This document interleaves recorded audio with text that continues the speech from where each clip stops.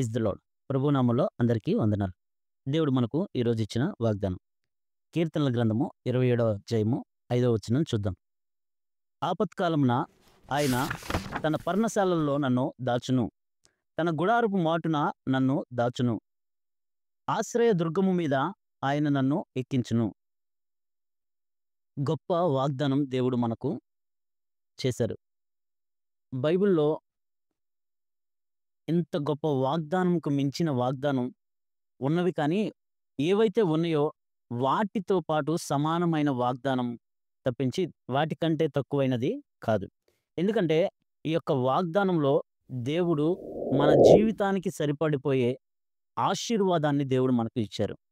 ఏంటి అంటే ఆపత్కాలమున అంటే ఏ సమస్యలో ఉన్నా, ఏ ప్రాబ్లమ్ అయినా, అనారోగ్యమే కావచ్చు, ఇబ్బందులు ఏదైనా గాని, ప్రాణాపాయ పరిస్థితులు కావచ్చు, దొంగల భయం కావచ్చు, శత్రువు యొక్క భయం కావచ్చు, ఏదైనా ఆపత్కాలంలో అంటే ఒక మనిషి తన జీవితంలో తనకు సంభవించే సమస్యలన్నీ కూడా ఆపత్కాలముగా ఉంటాయి. అంటే ప్రాణాపాయ పరిస్థితులనమాట.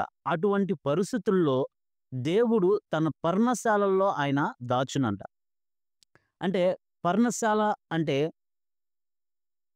ఈ సమస్యలే కాకుండా ఒక్కొక్కసారి అన్యాయాన్ని ఎదుర్కొంటా ఉంటాం. మనం న్యాయంగా ఉన్నప్పటికీ అన్యాయం జరిగే సమయంలో మనం ఎదుర్కొంటా ఉంటాం. ఉదాహరణకి మొర్దెకై గారి జీవితంలోనే కావచ్చు, యేసోబు గారి జీవితంలోనే కావచ్చు. వారు అన్యాయాన్ని ఎదుర్కొంటా ఉంటారు. అయినప్పటికీ దేవుడు వారిని కాపాడి, వారిని దాచి తన గుడారంలో ఆయన దాచి వారిని కాపాడాడు. కాబట్టి గుడారం అనగా దేవుని యొక్క సన్నిధి. ఆయన సన్నిధిలో ఆయన దాచాడు. ఆ యొక్క సన్నిధి ఎలా దాచిపెట్టారు అంటే శత్రువు కనిపెట్టలేని చోటది. ఆయన పటిష్టమైన హస్తాల్లో భద్రపరిచాడు. ఆయన హస్తంలో నుంచి మనల్ని ఎవరు గూడా దొంగిలించి మనల్ని ఇబ్బంది పెట్టలేని పరిస్థితనమాట. ఆయన గుడారం, ఆయన సన్నిధి, ఆయన పటిష్టమైన హస్తాల్లో దేవుడు భద్రపరిచి వారిని కాపాడారు. అలాగే ఆశ్రయ దుర్గం మీద నన్ను ఎక్కించును. అంటే దాచి కాపాడటం మాత్రమే కాకుండా శత్రువుకి అందనంత ఎత్తులో మనల్ని పెట్టి మనల్ని కాపాడుతా ఉంటారు. ఈ యొక్క సరిగ్గా ఈ వచనానికి సరిపోయే జీవితాలు పరిశుద్ధ గ్రంథంలో చాలామందున్నారు. దావీదు గారిని చూడొచ్చు, మోషే గారిని చూడొచ్చు, యేసోబు గారిని చూడొచ్చు, డానియేల్ గారిని చూడొచ్చు. అలాగా వారి జీవితంలో జరిగినియి. ఎందుకంటే వారు ఎంతో నమ్మకస్తులుగా ఉన్నారు. దేవుని పట్ల నమ్మకంగా జీవించారు.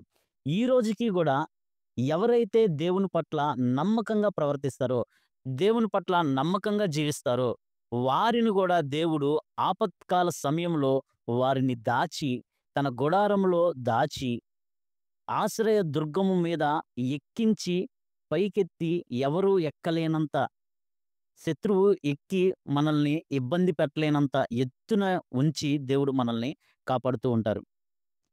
మోషే గారి జీవితంలో అదే జరిగింది. మోషే ఐగుప్తు నుంచి వచ్చేసాడు. మరలా దేవుడు ఐగుప్తుకు పంపించాడు. ఐగుప్తుకు పంపించి ఫరోకి దేవుడుగా చేశాడు దేవుడు మోషే గారిని. అలాగే యోసేపు గారిని గూడా బానిసగా వెళ్ళాడు యోసేపు గారు. ఆ దేశానికే రాజుని చేశాడు దేవుడు. అంటే ఆశ్రయ దుర్గం మీద ఆయన నన్ను ఎక్కించును అంటే ఉన్నతమైన స్థలముల మీద దేవుడు వారిని ఎక్కించి, దేవుడు ఒక వ్యక్తిని ఆశీర్వదిస్తే, దేవుడు ఒక వ్యక్తిని కాపాడితే, దేవుడు ఒక వ్యక్తిని ఆయన గుడారంలో దాస్తే ఎంత భద్రంగా ఉంటాయో వారి జీవితాలను బట్టి మనం తెలుసుకోవాలి. కాబట్టి ఇంత గొప్ప దేవుడు మనకున్నప్పుడు ఆ దేవుని పట్ల నమ్మకం ఉంచి, దేవునికి నమ్మకస్తులుగా మనం ఉంటే, దేవుడు వారి జీవితంలో చేసినట్లు మన జీవితంలో గూడా చేయడానికి దేవుడు సమర్థవంతమైన దేవుడు. ఈ వాగ్దానం మన పట్ల, మన కుటుంబంలో ఉన్న వారందరి పట్ల దేవుడు నెరవేర్చునుగాక. ఆమేన్. కృపగల దేవా, దయగల తండ్రి, కనికరం కలిగిన ప్రభువా, మీ పరిశుద్ధ నామానికి వందనాలు, స్తుతులు, స్తోత్రాలు చెల్లించుకుంటున్నాం. నైనా ఈ వాగ్దానం మా కుటుంబంలో ఉన్న వారందరి పట్ల నెరవేరుస్తారని నమ్ముతూ, విశ్వసిస్తూ నజరేయుడైన యేసు క్రీస్తు నామంలో అడిగి పొందుకొని ఉన్నాం మా పరమ తండ్రి. ఆమేన్.